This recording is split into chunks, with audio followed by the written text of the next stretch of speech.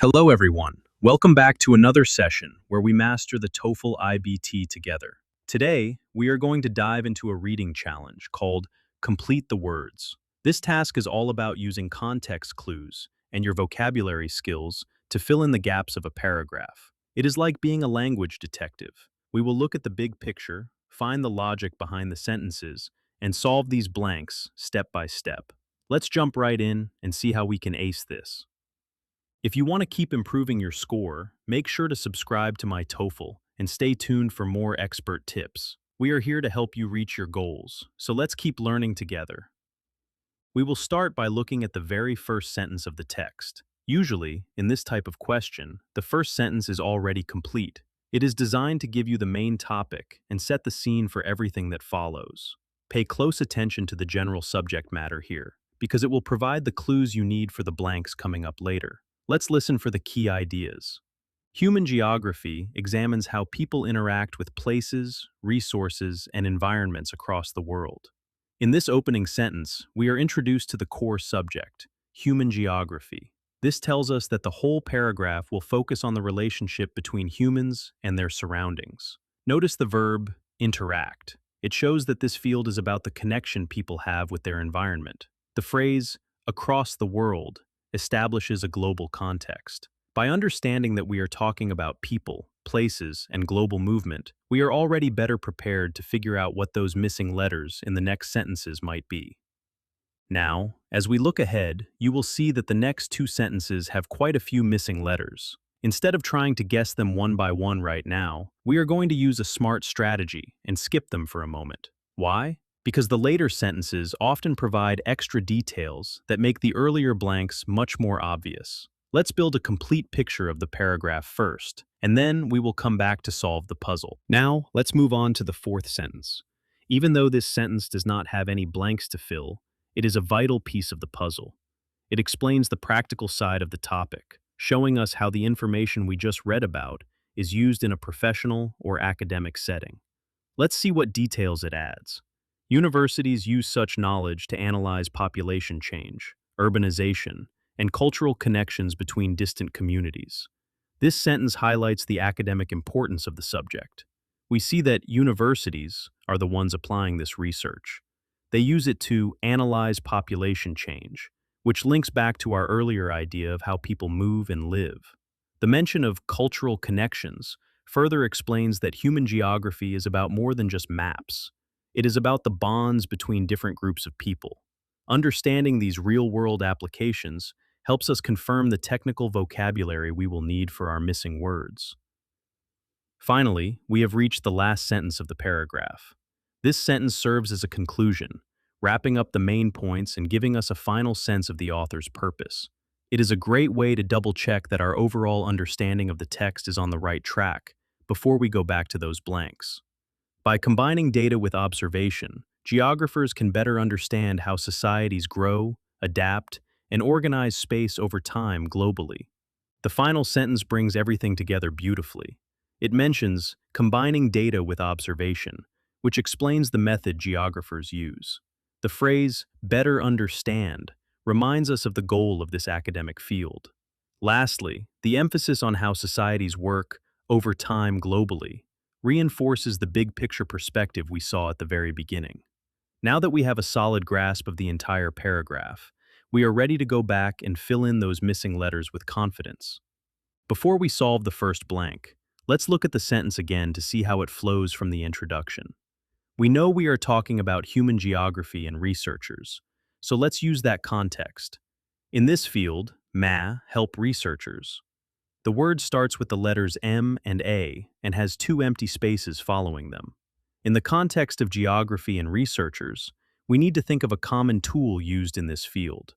Looking at the given parts, we need a plural noun that helps people visualize places and movement. When we consider the available information, the word that perfectly fits the role of a geographical tool is maps. Maps are the most fundamental resource for researchers in this field. Moving right along in the same sentence, let's look at what researchers actually do with those maps. In this field, maps help researchers stop movement. The word provided begins with the letters S and T and is followed by three blanks. We are looking for a verb that describes what researchers do when they look at information or data about movement. Based on what is provided, we need a five-letter word. In an academic context, researchers typically examine or analyze a subject. Considering the available information, the most natural fit here is the verb study. It describes the core activity of any researcher. Now we need a small word to connect the action of studying to the method being used. In this field, maps help researchers study movement by showing each. This word starts with the letter B and has only one blank remaining. This is a grammar clue. We need a preposition that indicates the method or means by which something is done, especially since it is followed by the word showing. Looking at the given parts, the only two-letter preposition, starting with that letter that fits this structure, is by. It explains that the study happens by showing specific details. Now we are looking at what exactly these maps are showing to the researchers. In this field, maps help researchers study movement by showing each reg and major. This word begins with the letters R, E, and G, and is followed by three blanks. In geography, we often divide the world into different areas or zones. The sentence says the maps show each specific area.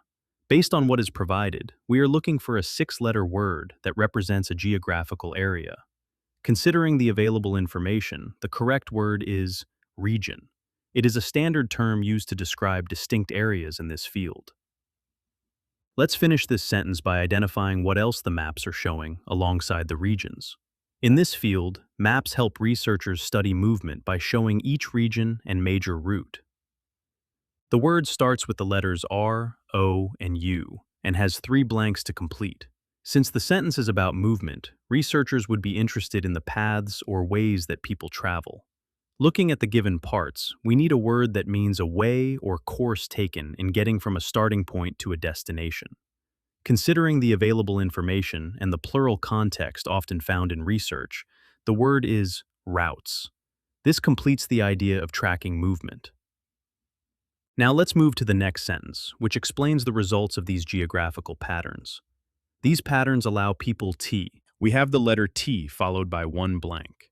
This is a very common grammatical structure. After the verb allow and an object like people, we usually need an infinitive verb. Based on what is provided, we need the preposition that comes right before a verb to form that infinitive. Considering the available information, the answer is to. It sets up the actions that people are allowed to perform. What is the first action that these patterns allow people to do? These patterns allow people to for. The word starts with the letters T, R, and A, and has three empty spaces. We are talking about movement and maps, so we need a verb that means going from one place to another. Based on what is provided, a six-letter verb fits here perfectly. Looking at the given parts, the word that describes the act of going on a journey is travel. This links back to the researchers studying movement. Why do people travel according to this sentence? Let's look at the next blank for the reason.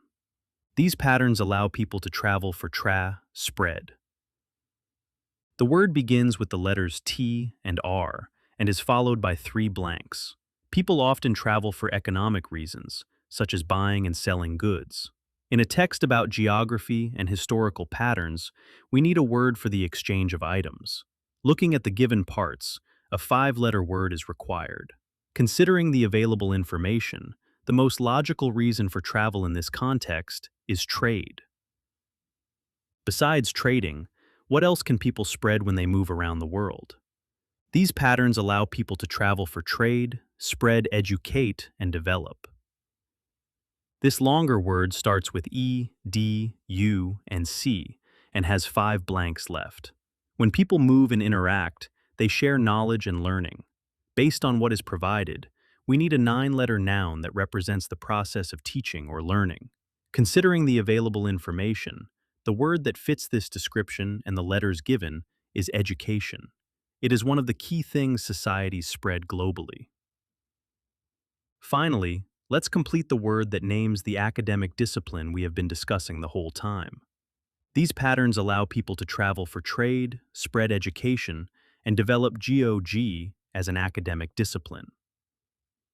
The letters G, E, O, and G are provided at the start with 5 blanks to fill.